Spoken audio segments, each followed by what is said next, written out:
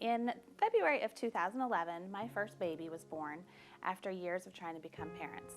Everything was finally perfect.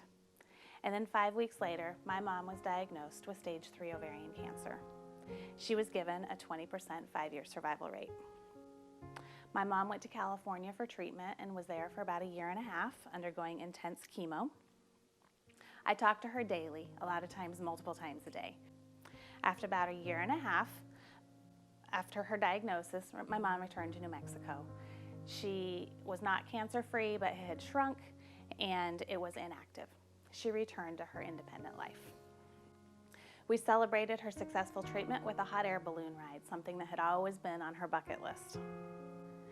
The cancer started growing again in the summer of 2014.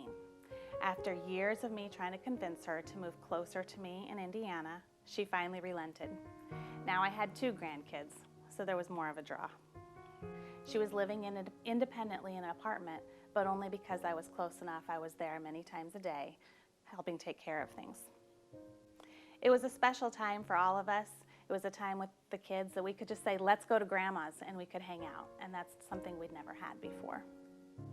One afternoon, Mom was going through another course of chemo. She wasn't feeling great. She got up from her sofa and she fell down. I assumed they would give her fluids, another round of chemo, and fix her up. She'd be back home in a couple days. The next day, the oncologist called me and wanted to schedule a conference for Wednesday. She suggested that I conference call my brother in. I'll never forget the doctor saying to me, "Laura, there's nothing wrong with your mom that we can fix.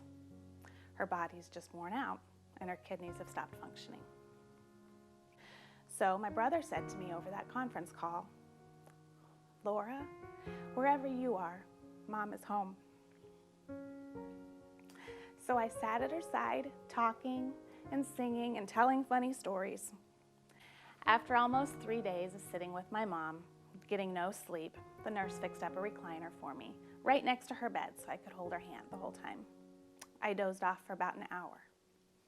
And in that time, as the nurse told me, Mom snuck away when she knew I was okay, because that's what moms do.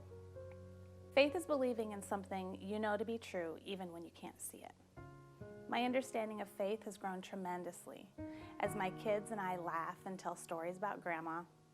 We use the blankets and placemats that she made for us, and we eat ice cream a lot because my mom rarely went a day without ice cream. Experiencing Mom's presence in my life as it is now has given me a greater understanding of God's presence and what that means.